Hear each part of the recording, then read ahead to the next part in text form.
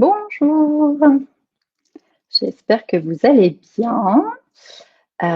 Si vous êtes là, n'hésitez pas à me faire un petit coucou dans les commentaires pour que je puisse vous saluer. Si vous regardez en différé, même chose, si vous pouvez me faire un petit coucou, écrire replay dans les commentaires. Comme ça, je saurai que vous avez été là à un moment donné. Donc, bonjour, bienvenue pour cette deuxième séance de live. Aujourd'hui, avec l'arrivée des beaux jours, j'avais envie de vous parler des ingrédients naturels que vous pouvez utiliser dans vos produits pour vous protéger des effets nocifs du soleil. À la fin du live, vous pourrez poser vos questions. Donc, pour celles et ceux qui ne me connaissent pas encore, je m'appelle Isabelle Chesseloupi, je suis fondatrice de Tasmae.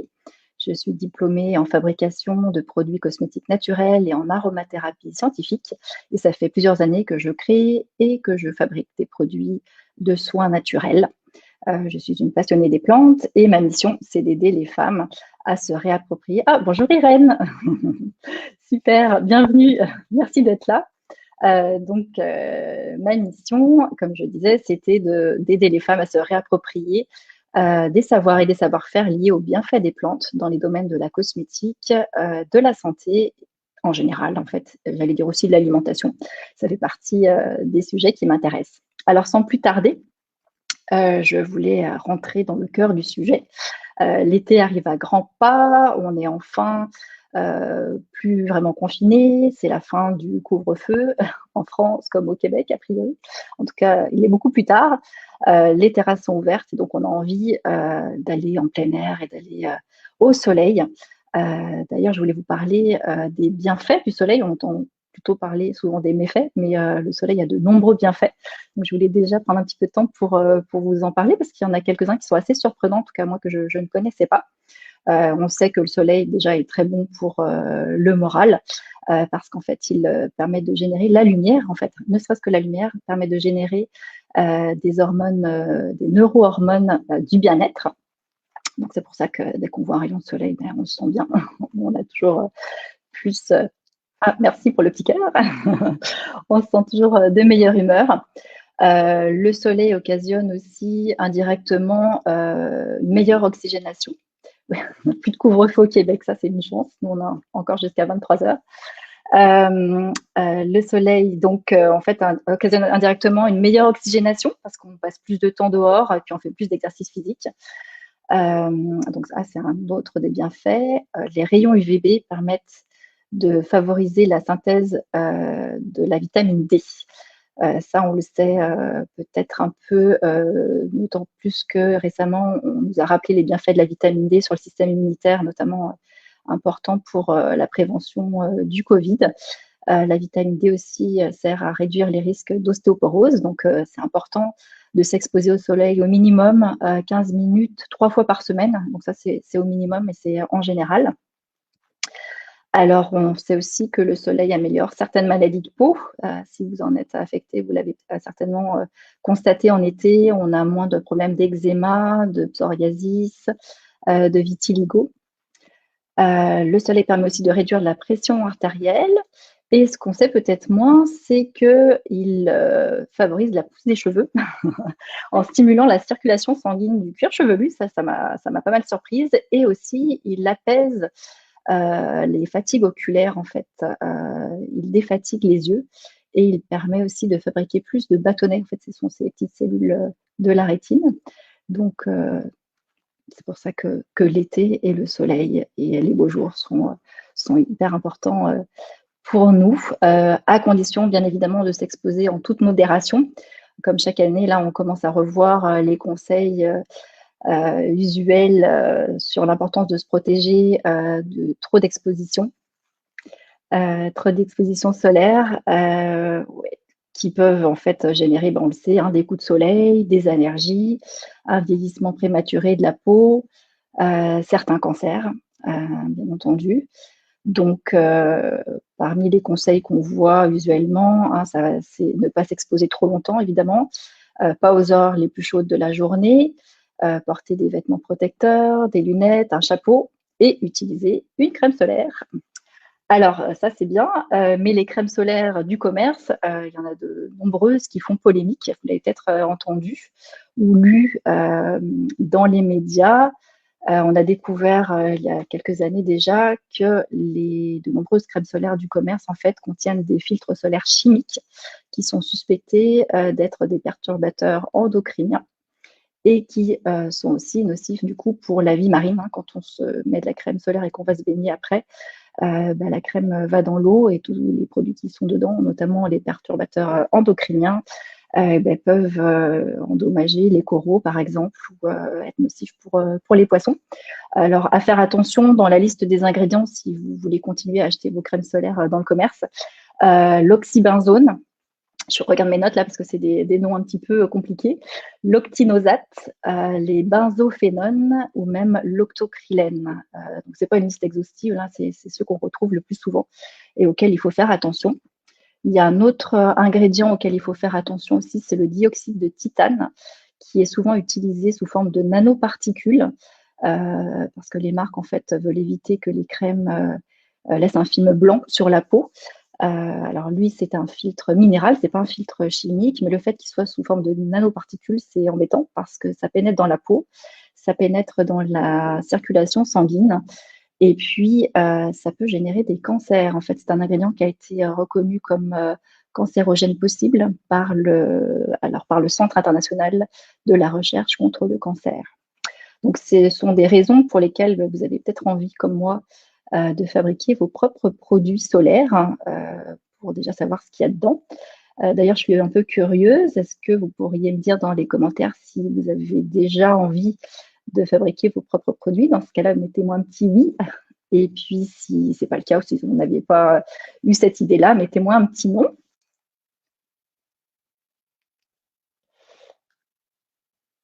Alors, passons tout de suite aux ingrédients que je voulais vous partager, qui sont à privilégier dans vos recettes de produits solaires et qui sont donc naturellement protecteurs contre les rayons UVA et UVB. Dans un premier lieu, il y a les huiles et les beurres végétaux. Certains sont naturellement protecteurs. En fait, ils ont des FPS reconnus. En fait, ce qu'on appelle FPS, c'est des facteurs de protection solaire. Donc, c'est le chiffre en fait qu'on voit souvent sur les bouteilles de crème solaire, par exemple. Donc, la star en fait de ces huiles et beurres végétaux, c'est l'huile de pépins de framboise qui a un FPS d'environ 40. Donc, c'est très élevé.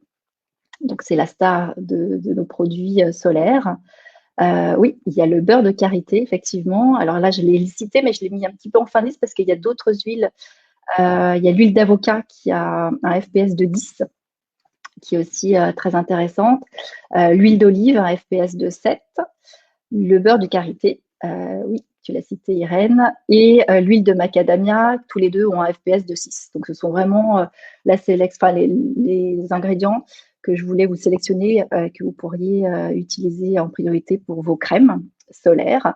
Donc ça, c'est la première catégorie. La deuxième catégorie, c'est l'oxyde de zinc, qui est super intéressant. Lui, c'est un filtre minéral et pas végétal, du coup, comme les huiles et les beurres. C'est une poudre blanche. Je vous en ai pris pour vous montrer un petit peu ce que c'est. Je ne sais pas si vous la voyez bien. Hop. Oups.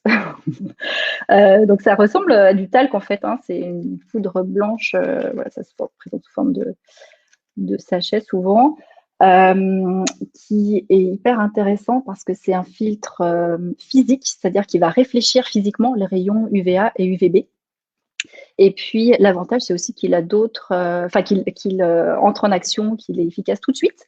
Parce que je ne sais pas si vous le saviez, mais les filtres chimiques qui sont contenus dans les crèmes solaires du commerce, en fait, sont à appliquer, sont efficaces après 15 ou 30 minutes après l'application. Donc, il ne faut pas forcément s'exposer tout de suite après parce qu'ils ne sont pas encore en action. Alors que l'oxyde de zinc, lui, il est efficace tout de suite puisque dès qu'il est appliqué sur la peau, en fait, il est là, il fait barrière. Et bien sûr, il faut le choisir sans nanoparticules. Donc ça, c'est important quand vous l'achèterez, de bien vérifier que c'est un oxyde de zinc sans nanoparticules pour les raisons qu'on a vues tout à l'heure avec le dioxyde de titane. Alors, petit aparté, si jamais vous aimez, vous adorez les informations que je vous donne, n'hésitez pas à mettre un petit j'aime, un petit j'adore dans les commentaires. Ça va me faire plaisir de voir que ce que je partage vous est utile. Alors, je vous ai mis sur le blog de Tasmae les recettes de 2 produits. Alors, je vais vous mettre à l'écran, en fait, si j'y arrive, hop, ouais. Les recettes de 2 produits solaires maison que vous pourrez faire dès à présent, si vous en avez envie, qui utilisent les ingrédients que je vous ai cités. Alors, vous allez trouver une recette de crème solaire qui est donc à utiliser sans modération. D'ailleurs, ce que j'ai oublié de vous dire, c'est que les huiles et beurres végétaux que je vous ai sélectionnés tout à l'heure, je les ai aussi sélectionnés parce qu'ils n'étaient pas comédogènes. Donc, ça veut dire que vous pourrez les mettre sur le visage sans problème. Voilà. Donc, la crème solaire que je vous ai mise en recette, elle contient aussi des huiles essentielles que j'ai choisies pour leur effet anti-moustique. Donc, il s'agit des huiles essentielles de citronnelle, de palmarosa et de patchouli. Donc, si vous choisissez de les incorporer à la recette, du coup, vous aurez une crème solaire qui va vous protéger du soleil et des moustiques, d'où l'effet qui se coule.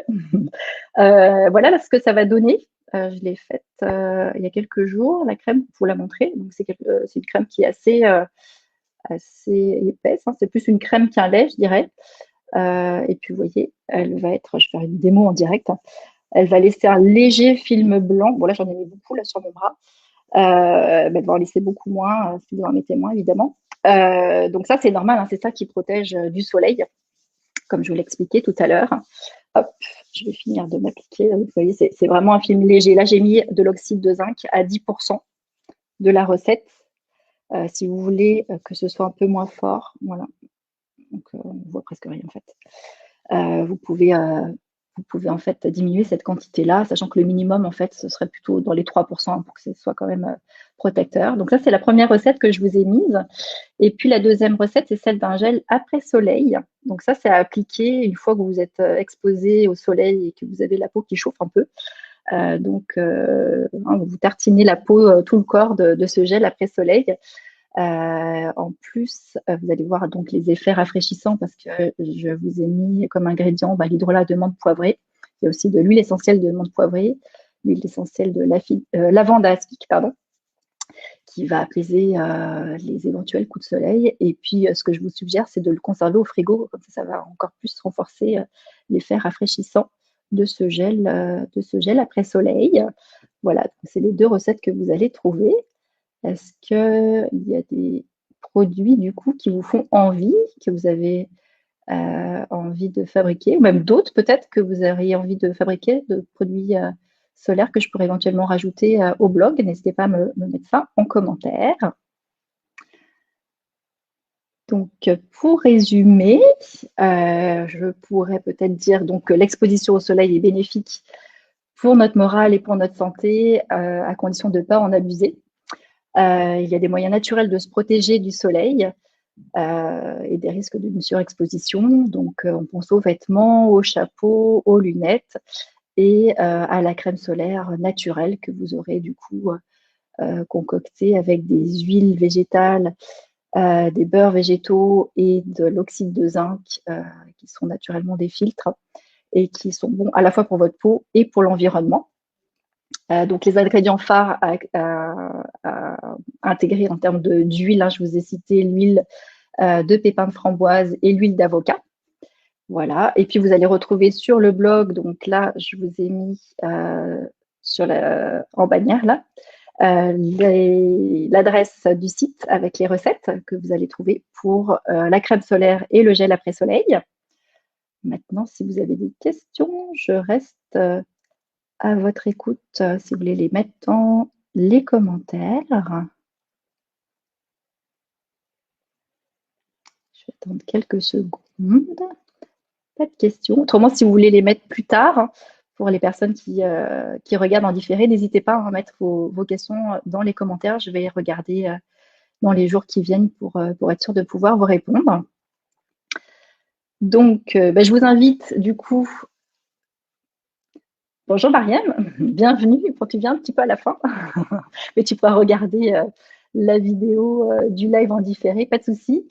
Je vous invite du coup à regarder sur le site web de Tasmaï les 2 recettes dont on a parlé, de crème solaire et de gel après soleil. Je vous invite aussi à télécharger, je vous remets l'adresse, l'e-book qui propose 10 recettes de cosmétiques qui sont simples à réaliser et qui vous permettra de faire d'autres produits que vous utilisez au quotidien et aussi à vous abonner à la chaîne YouTube de Tasmaïe où je mets petit à petit des vidéos, des tutos pour vous montrer pas à pas comment faire ces fameux produits. J'espère que comme moi, vous êtes convaincus que c'est important et intéressant de fabriquer soi-même ses produits pour savoir ce qu'il y a dedans, pour pouvoir les personnaliser et puis pour avoir le plaisir en fait de fabriquer de ses mains.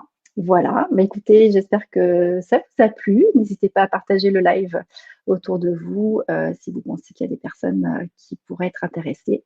Et puis je vous donne rendez-vous dans 2 semaines pour un prochain live, certainement le dernier en fait de la saison, puisque j'ai l'intention de prendre une grande pause cet été. Voilà, donc si vous avez d'ailleurs des idées de sujets sur lesquels vous voulez que je parle, tout simplement, n'hésitez pas à les mettre aussi. Voilà, ben, je vous souhaite une bonne soirée ou une bonne journée, dépendamment de l'heure à laquelle vous regardez cette vidéo. Et puis, à bientôt.